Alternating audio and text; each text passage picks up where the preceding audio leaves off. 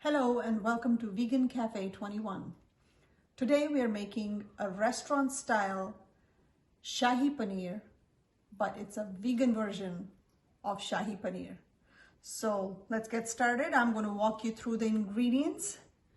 Here I have 3 tablespoons of oil, 1 teaspoon of cumin seeds, 2 bay leaves, 1 about 1.5 to 2 inch piece of cinnamon, 4 pods of green cardamom, 1 small pod of black cardamom. Here I have 1 flower of star anise, 2.5 teaspoons of coriander powder, 1.5 teaspoon of turmeric powder, and in this bowl I have diced tomatoes. They're about 300 grams by weight, or 3 tomatoes this size. So I've already diced them and have them ready in the bowl. Here is 1 tablespoon of grated ginger, 1 tablespoon of tomato paste, half a cup of raisins, 2 tablespoons of dried fenugreek leaves, half a teaspoon of red chili powder. You can choose a chili powder that's not too hot. In Indian spices, there is a variety of chili powder. It's called Kashmiri mirch. You can get that variety. It's not hot. It just imparts a great color. What I have here is Kashmiri red chili powder. Again, it's half a teaspoon of that. On this board here, I have 1 large onion diced. You don't have to go too fine on the dice because all of these ingredients are going to create the base of our dish and they're going to get blended once they cook through. Also, what we are going to use is cashews to give our sauce that creamy texture. So this is 1 cup of cashews that have been soaking in hot water. So I use 2 cups of hot water to soak them, and they've been soaking for about 2 to 3 hours, and now they're ready for us to use. The substitute for paneer that we are going to use is tofu. So here's the grand reveal of tofu. We have 1 pound, or about 445 grams or so roughly, of extra firm or super firm tofu. So we'll get to using this and cashews a little bit later, but let's prepare our base first. So I have a pot that's been sitting on the flame and it's hot and waiting for us.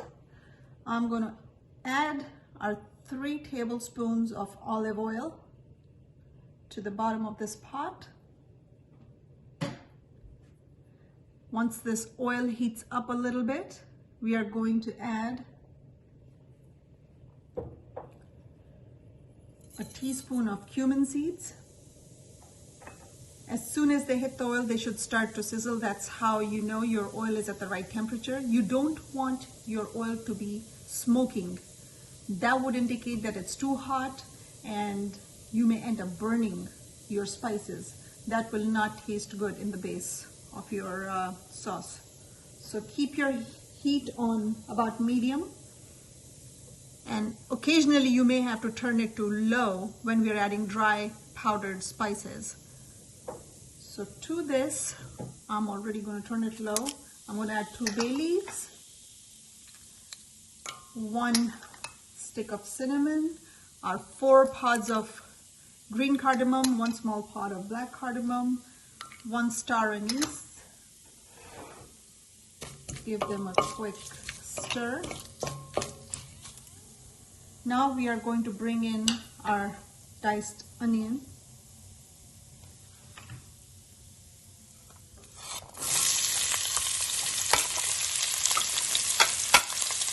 There goes the onion.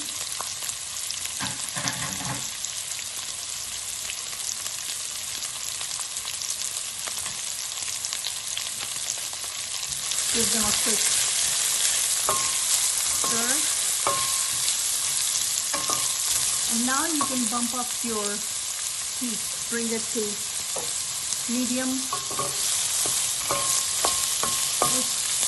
Between medium high.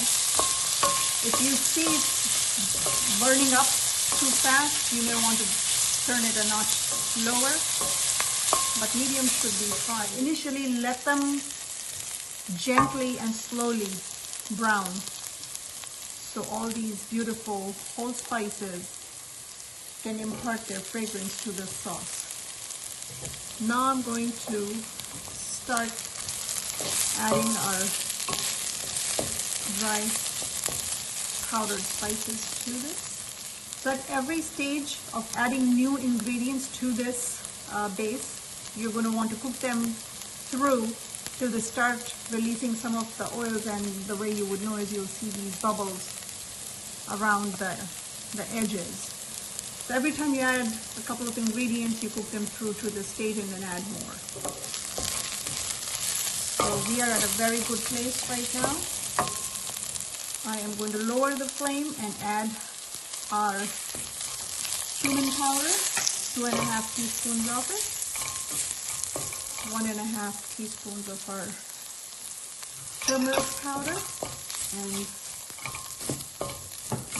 let them get happy with other ingredients. And right away you smell that aroma. You can smell the turmeric cooking through. You want to cook out the smell of turmeric thoroughly, because if you rush through this process, your curry or your sauce is going to have that uncooked turmeric smell, which is not very appetizing. So again, cook it through. Be patient. Now, as you can see, some of the oil is starting to bubble around the edges. You can see it here. So again, now we're going to keep our heat low. I'm going to add tomatoes to this.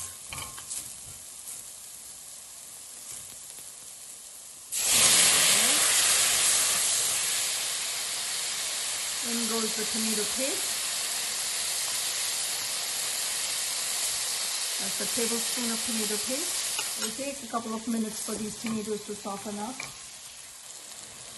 Now to this, I'm going to add our 1/2 cup of raisins. Again, the heat is on between low and medium to give enough time for our tomatoes to cook through and get soft. Now we can add our tablespoon of grated ginger. To this, I'm going to add our chili powder. You see these bubbles? These are the bubbles of oil that this mix has released, indicating that it has cooked and sauteed beautifully. If you remember, we had 2 tablespoons of dried fenugreek leaves. I'm going to use half of this now, and I'm going to save the other half for later. So this is what you want to do. You want to take it on the palm of your hand and give it a quick crush like this. You can go with your fingers, or you can go with the other palm up on top, and you just drop it in. Mix it in. At this point, turn the heat off. Wait for this mixture to cool before we can blend it in a blender with our cashews. Okay, so I have transferred the contents from this pot to the blender jar, and I'm not going to clean this pot at this point because we don't want to waste any flavor that is sticking to the bottom and the walls of this pot. So we'll get back to it. But here's the mix in the blender. I have drained the water that was in the cashews, the water that the cashews were soaking in, drained it off. So I'm just going to add the cashews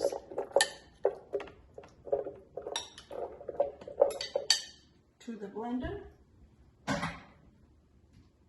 And now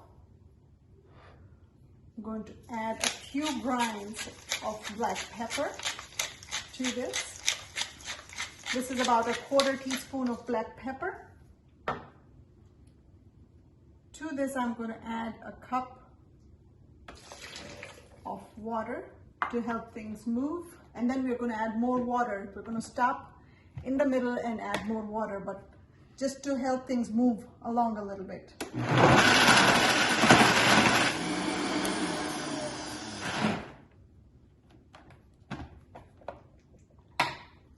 Now we add another cup.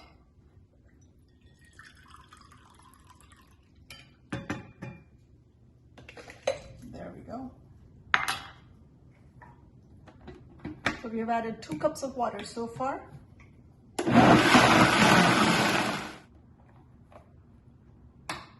In goes the 3rd cup.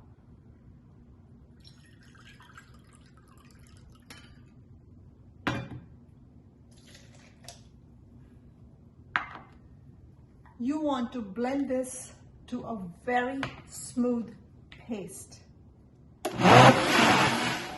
Okay, as you can see, we have blended our base to a very smooth paste. We took the base, added cashews, and ran it through the blender by adding water 1 cup at a time. I have 2 tablespoons of salt, so I'm going to add half of it. So I added about 1 tablespoon to it so far. We're going to give it a taste test before we add more. So mix it in. These are the remaining fenugreek leaves. So do the same thing.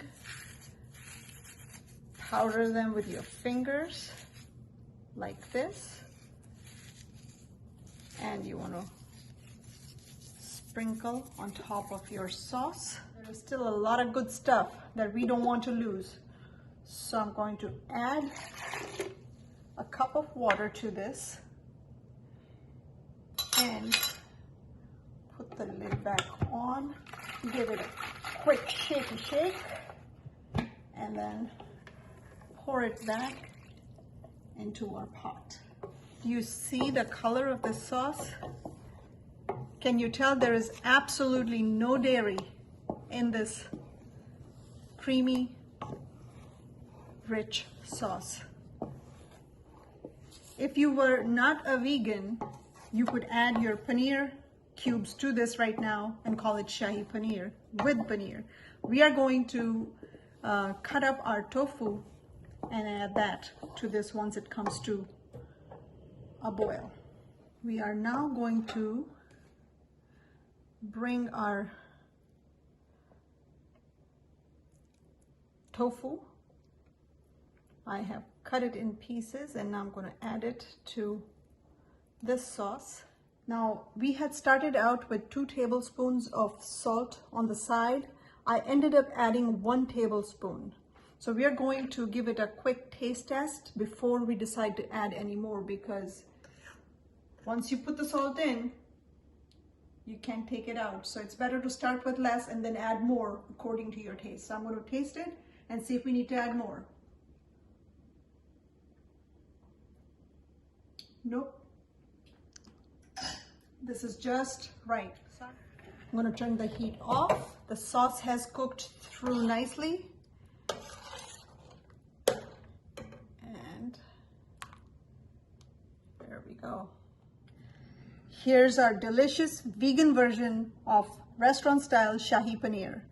It can be enjoyed with naan, kulcha, rice, parathas, tandoori rotis. So there you have it. I'll see you again soon with another vegan version of traditional favorites. Enjoy.